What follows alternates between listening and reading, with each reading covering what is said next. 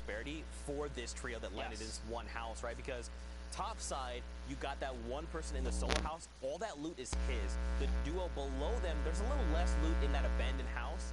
But now they can kind of go for the pincer attack. So the guys in the middle, they just have to push, right? They have to say, we're going either north or we're going south. We just have to try and make something happen. I like the Choi. It's actually a 2v1. You can just see Hyped is in a battle of his own. Sipnov and Choi have to get this exchange off here, or it's going to spell trouble for them. Hype's already fell down. If they don't close this battle out soon, the other trio is going to rotate in really quickly. They need to down this player now because they are starting their move. If you watch the mini-map, we've already got this enemy trio. They're starting to close in. This other enemy just has to buy enough time. They're doing a great job of it as well, just keeping the builds away. We even hear a shockwave ring out, so they are closing in on Choi and Sipnov. They will drop one of the players. Looks like okay, so they drop RDWA. Yeah, the mats are going to be important, but again, there's not much in the way of the loot. Still with the infantry rifle, the TAC is going to be what he relies on. Ooh, great pickup here in the tactical SMG. There's going to be quite a bit of burst damage here in the beginning of the game. Oh boy, it's Emmerich who gets chipped off by Sipnov right there, who's biding time, playing nice and patient, and now suddenly he can also see the toes right there. He can see Poseidon. Oh wait, he actually doesn't quite notice him just under that build right there, but Sipnov gets the siphon off, so now he's got the help. Wait, is Sipnov going to take the shot? He should be able to see it. There it is. He did miss, unfortunately. He tries to go for a quick peek there. Nice little ramp pivot. He's going to keep this player alive here. So Poseidon has to make a big move. If he doesn't, he's going to spell trouble here for himself. There it is. He's got to commit to this battle. Couldn't quite get the trade off there. And Choi, Sipnov and Hype walk away victorious. But all because they got collapsed on. It was almost the end for them. That battle was kind of extended for a second there. They were building off. It wasn't looking like it was going to go in their favor for a second there. Yeah, hopefully they can get Hyped's card. That way they can try and play for a reboot, but yeah, it just depends on kind of what the rotation looks like. It might be unlikely depending on the situation they find themselves in later. Now take a look, they are pretty close to the next zone. So there is a possibility, but I don't know, man. It's not looking great. No, they're fine. They're fine. Remember, everything is just getting kicked off here. So Sipnov I think he used the shockwave to pick up that card. Now they're just getting their farm on before they move over to this reboot van here. And they actually have somewhat of a favorable zone here because the next zone is only pushing just east of them. So they'll be okay. You can see a little bit of a snippet there. They should be able to get this res off no problem. And that's going to wrap up this battle here in Snobby. It's going to be pretty good for them. At least we hope so. Of course, as always, there's action happening all over the map. Up on Viking Village, we can see another trio here. So Cab was actually sitting on the mountain. If you're watching the mini-map, he was actually looking down on them as that whole fight happened. He could have potentially gone for a heavy snipe, but they were on the back half of the Snobby houses, so it's like really not great line of sights for that. But I mean, his loadout's looking pretty good for this early game. And again, he's not that far from rotation. It looks like a little bit of a split drop there. So one of his trios, excuse me. Would you call, if you're talking about a trio, you're talking about one of the three, would you refer to the other two as the duo? Because then it just sounds weird. You get what I'm saying? I get what you're saying. I struggle with it a little bit. Sometimes I do a little bit of both just to play it safe, but it does roll off really naturally, right? When you say his duos. Yeah. Because like those are like his. But then I don't like to confuse people. These are the things that genuinely keep me up at night. Is how do I best communicate to viewers what's happening? Real talk, real talk.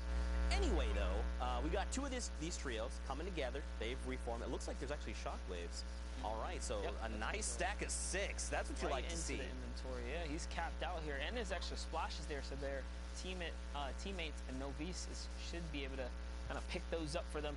This is one of the splits I like about the Viking Village. It hasn't changed. You get to get that Shambles house. You get the two house on the coast. Sometimes you even get the crack shot house over at the Frosty Flights area. So there's a lot of opportunity for loot here if you play off the Viking area, especially if you split up and it's uncontested. And that's why their loadouts are so nice right now. They actually had a fair amount of loot split between themselves. So now looking to rotate just outside of Greasy. You hear the music going off. Cabs just keeping eyes on it, see if he can catch a peek or something.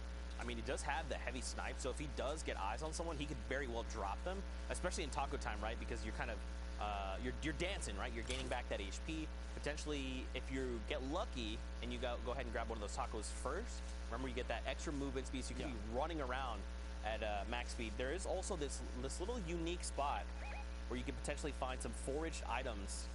We have eyes on targets. I love it. Cavs marked him out, so he's probably going to wait until one of these guys try and take a consumable. Looks like he has eyes on this first player out front. That's a nice spot. Can he line him up here? Doesn't look like he's going to... Oh, he does connect and follow up with the perfect two-shot AR follow-up.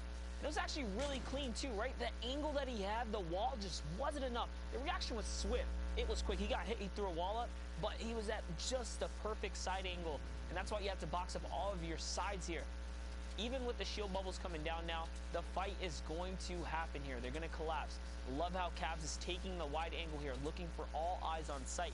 He knows the revive isn't quite happening yet because he can see one of the players in front of him waiting for his team, playing super patient here.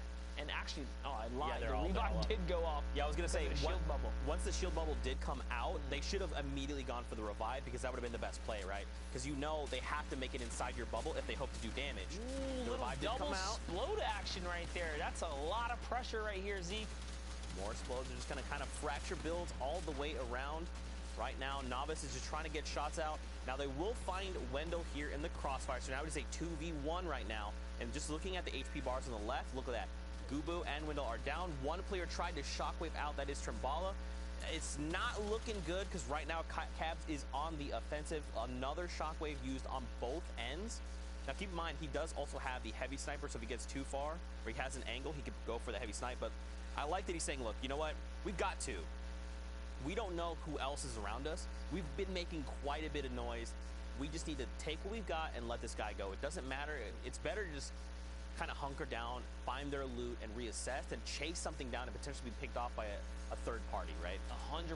That was a great disengage right there. Just says, you know what? You can get away with your life. You're probably not going to make it far anyways, being by yourself in this trio format. But they did not expend a lot at all either. And mainly because Cavs just played the patient. He waited for his team to come up. He knew that they had the advantage, and they got there just in the nick of time, especially with that double slow. That pressure was just ridiculous. There was no way they were going to get out of there alive. So lovely engagement for them. Now we're hopping over to the other side of the map here. We're back center map, just under the meteor. There are players all over the place at factories, the divot, or I should say the dusty depots. Here you have this team just rotating across the middle, trying to find their way to zone right now. Yeah, I mean, we saw the minimap for just a moment, so we know it's not completely cluttered just yet, so they will kind of have a moment where they can kind of decide the rotation, but just watch this lower minimap, right? So we have this information. They don't. So we know there's a trio up on their left that they're moving directly toward, that are making their way around this current little mountain, and then there's one already posted up in the house just north of there. It's smart that they're going up because it's going to give them more kind of like an Overwatch style, right? Like they can kind of look around and say, what is going on as far as the eye can see? The trio there was on the left. It was the blue triangles we see.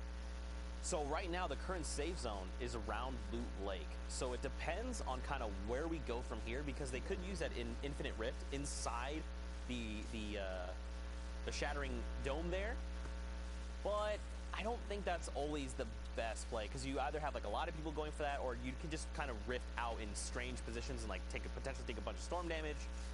We'll have to see. Is that a person standing still? Were they guard willing? Yeah, they opened up that cone there, trying to look for some shots, and that heavy sniper came out real quick. He was trying to see if he can find one here.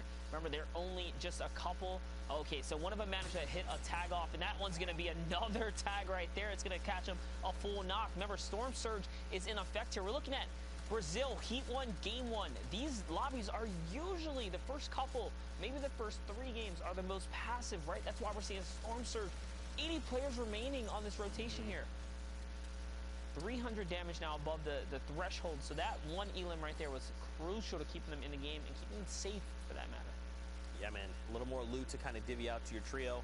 We do have other sets of trios, though, very close. We got one straight across the way, some closer on those little islands around Loot Lake. There's even a trio right behind them that looks like they might have eyes on them trying to close the gap.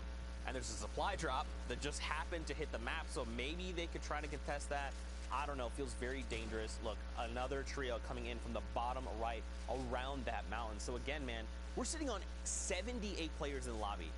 this is insane, right? Because right now, you're trying to get a feel for the game. You're trying to see, like, okay, where am I landing? Am I having people being contesting me? Because remember, these are dedicated games, right? So these are heats. Just in case you weren't familiar with the format or anything like that, these are players have worked really hard to make it into these heats.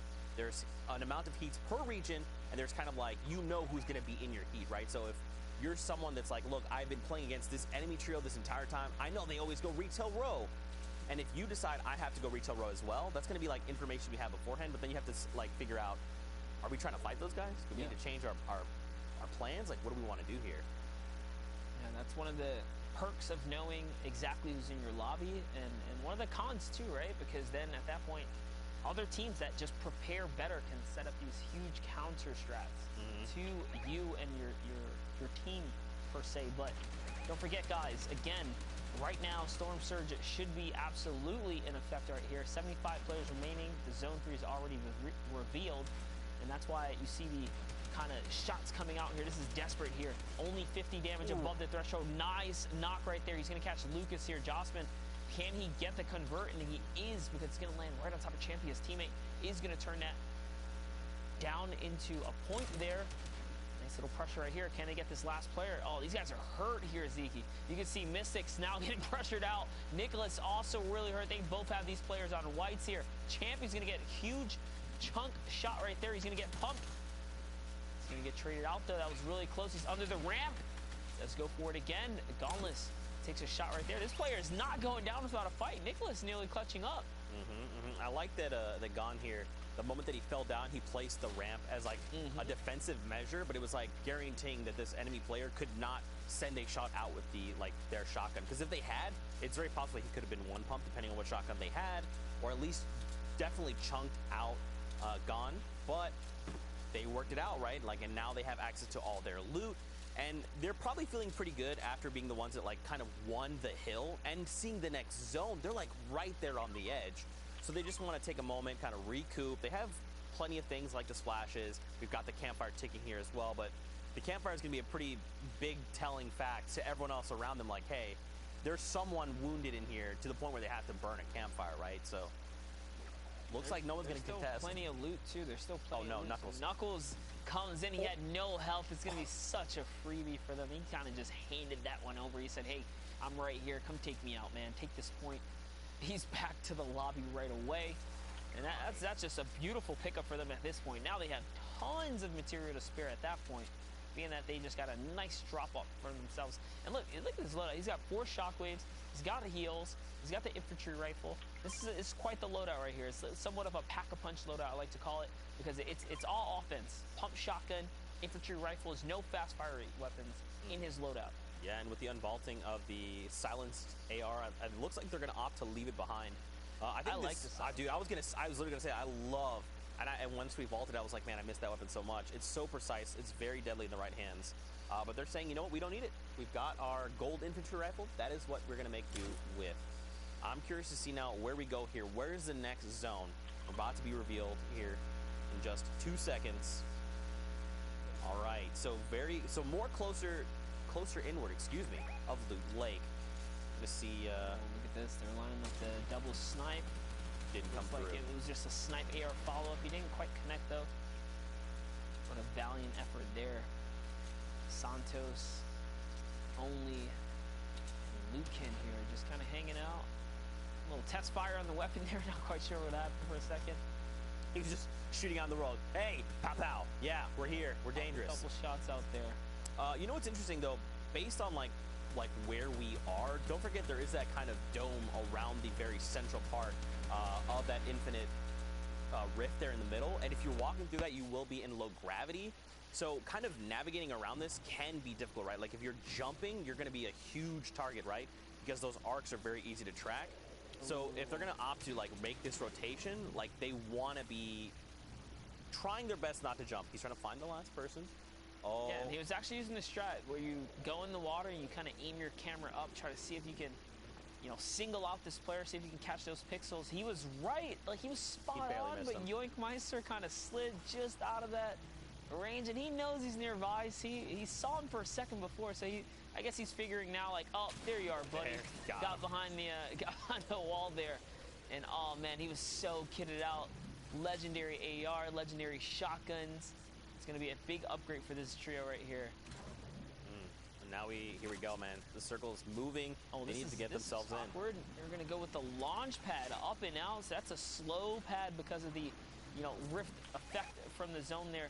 I love what they're doing here. They're gonna mark up this rock. This rock is indestructible, so they can actually kind of poise up perfectly just beside it here. That's gonna set them up real nice for another zone. And they're in the middle. There's a good chance they'll get this next half in and half out zone, being that they're dead center right now. Yeah, and I mean, in some instances, it's like, why did you burn a launch pad there to kind of get this rotation? But don't forget that it is low gravity, so it's going to give you like a higher arc, so you can actually get a little bit farther. I like that they did it. I hope they have a follow-up launch pad, but they do also have, other utility items in their kits. We'll have to see how things go for them a little bit later on. Don't forget, top 12 is when the first round of placement points get divvied up, so we're just over halfway there. Now the question becomes, where is this next zone, right? Because that's going to pretty much dictate where everyone else has to go and how they're going to try to move.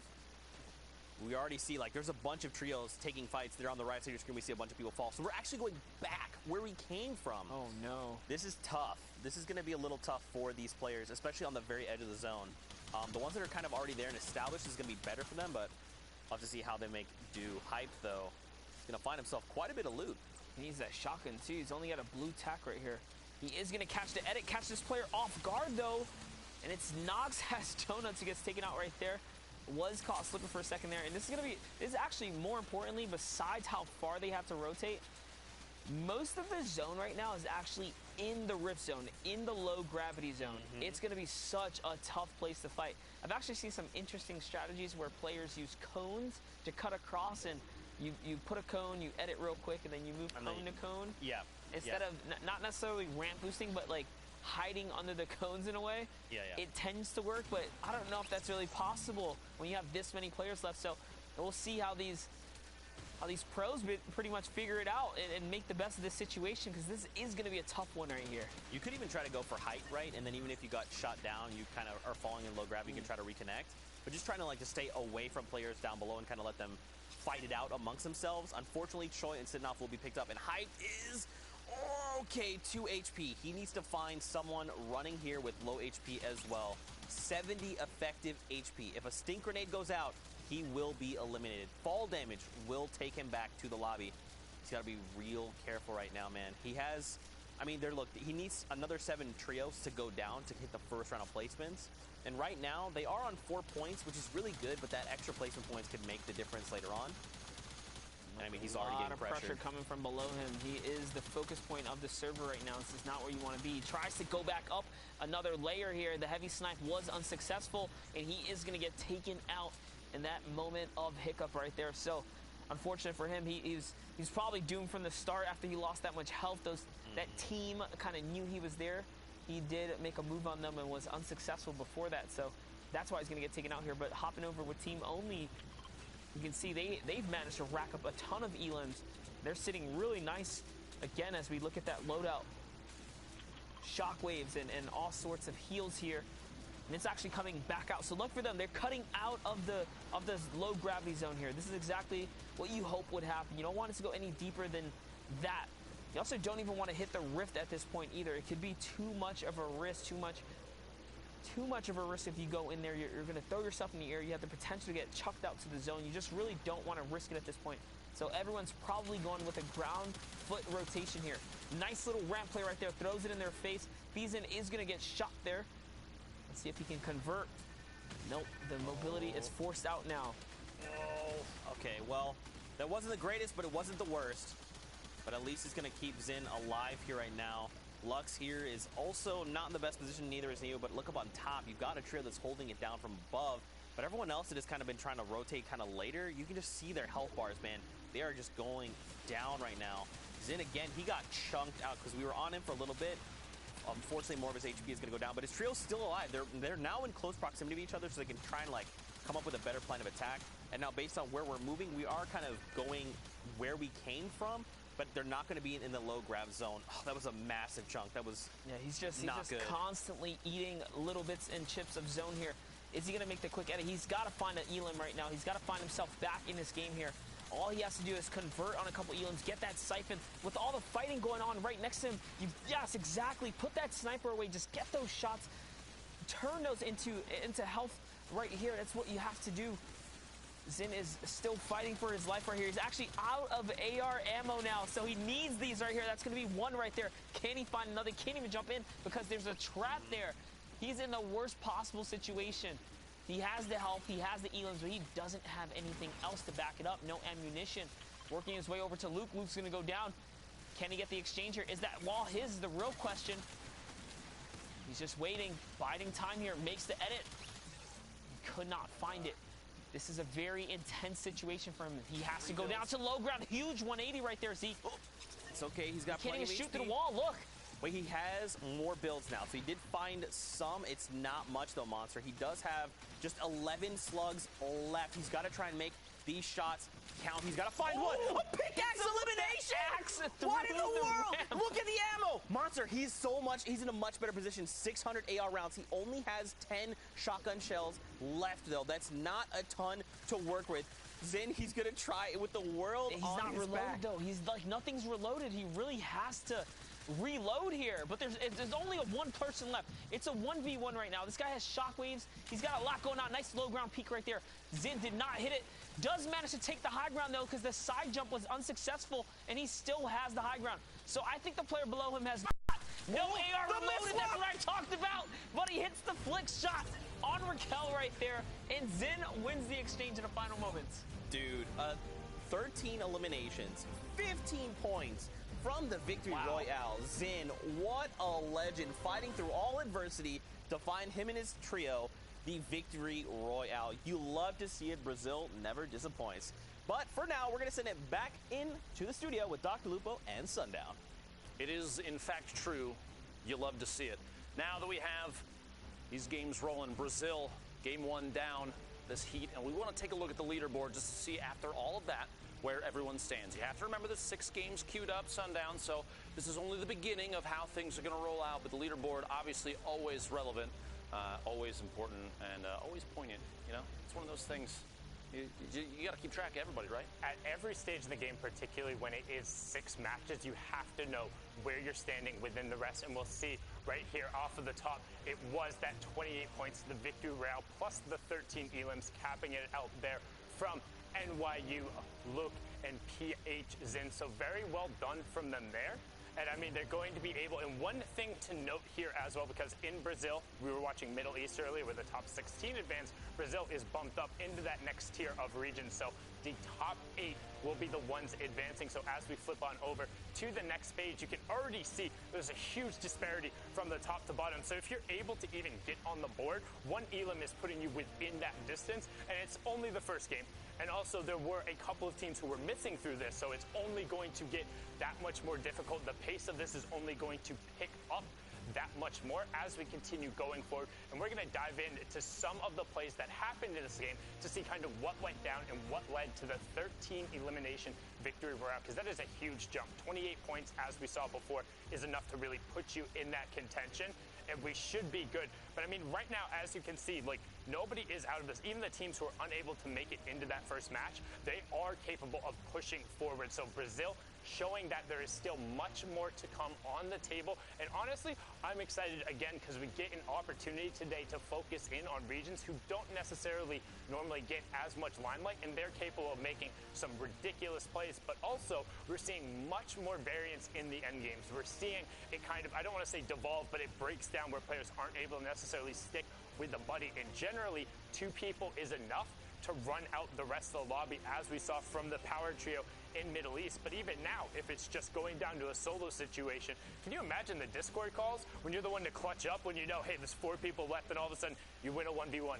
You win another 1v1. I mean, I get pumped when I win a regular arena game, like, let alone the fact that these guys are sitting here in the finals and watching a run like that. These are some of the most competitive games we've seen. Even referencing back to the World Cup, you have to realize that there's a big difference between what we've seen now, because it's trios. It's a different situation, it's a different set of players, and just a different play style in general. Now, I do have a question before we jump into these replays. Sundown, during the World Cup qualifiers, we saw Brazil really show up with highly aggressive gameplay. A lot of those players were dropping really high elimination games. Do you expect to see the same thing in solos and duos carry over here in trios throughout these 6 games? So in trios, you tend to find different pockets of eliminations. It's not necessarily constantly going through, where in solos and duos, a player is able to really sometimes go and pick out, like King, for example. If he sees someone, he's going to go because he knows in his head he's better than that player. So he'll take that fight every time.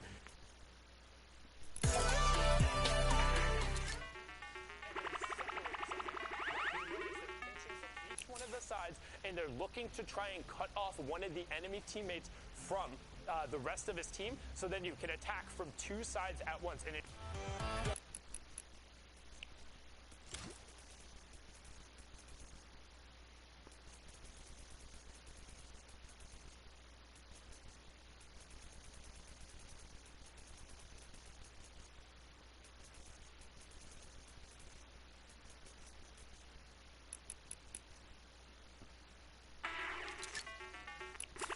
your teammate, and that's kind of the team fight situations you talk out. Now, Raquelme getting a good angle with that suppressed SMG. You're seeing a lot less of it now that the TAC has been back, but he's able to then rock it out with the Great TAC, picking up a number of elims there, and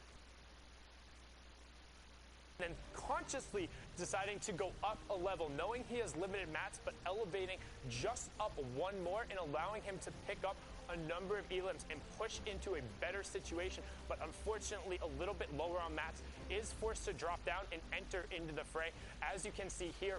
But with his advantage in picking up the elim there, he continues to run it out. However, with PH Zin, that pickaxe, he knew he had already hit him for 180. Take the guarantee. You can't miss to be the best. Sometimes you don't have to hit all your shots. You just need to be slightly better than the person across from you. It's that last one that is most important. I mean, at the end of the day, it's a battle royale. It doesn't matter how pretty it is. You just got to get the job done and eliminate the person against you. But now, Lupo, I think we're going to head into the next matches. Indeed, we are. My friend, thank you very much for joining us up here on stage. Yeah, we have more Brazil just around the corner. If you're watching at home, make sure you're going out on Twitter. People know what's going on here. If you see any crazy clips, make sure you're tagging us every single time. But we're going to throw back to the casters. Make sure that they're aware it is go time for the next game. Gentlemen, if you could, please join me on stage.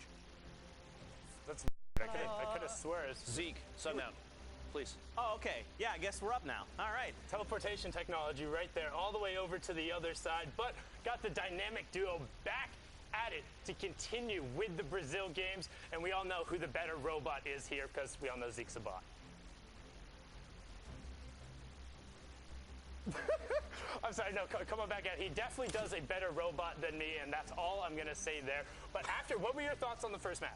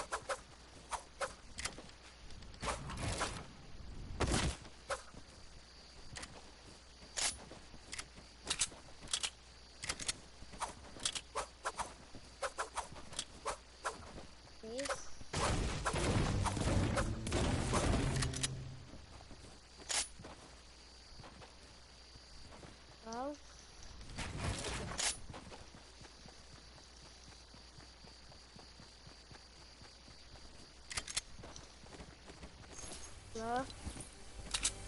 I...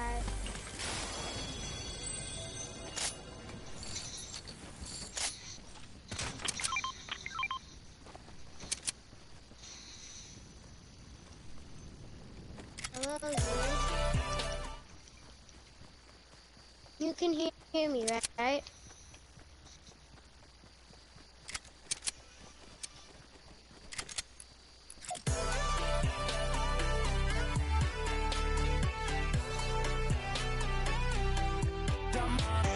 I'm laggy on your stream. I'm watching it on my phone. Oh, Chug's here. Can you pick those up?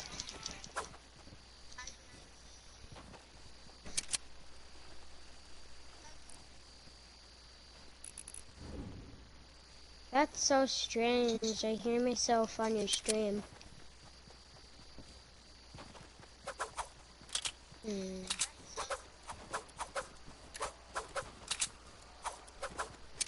I have one thing to say. Oofer doofer. Sorry I wasn't speaking. I had push to talk on.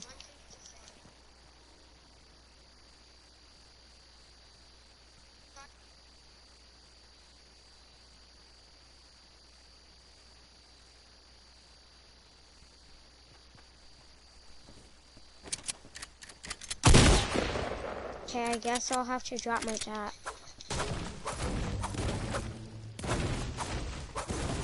Zay, do this scenario dance if you can hear me.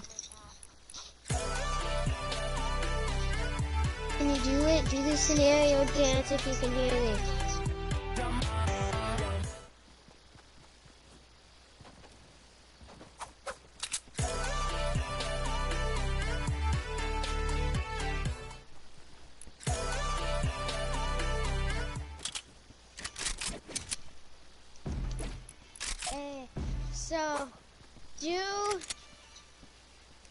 Okay, so if you want a 1v1, do the Orange Justice.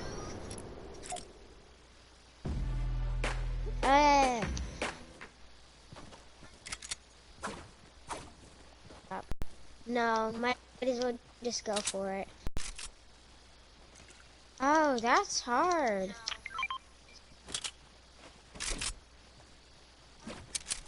No, I'm keeping heals in this. I might need this later.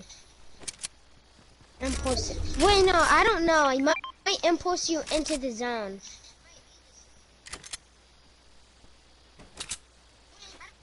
Wait. There's a map.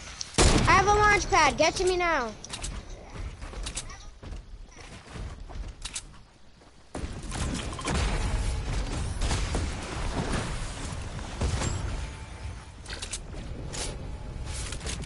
Here.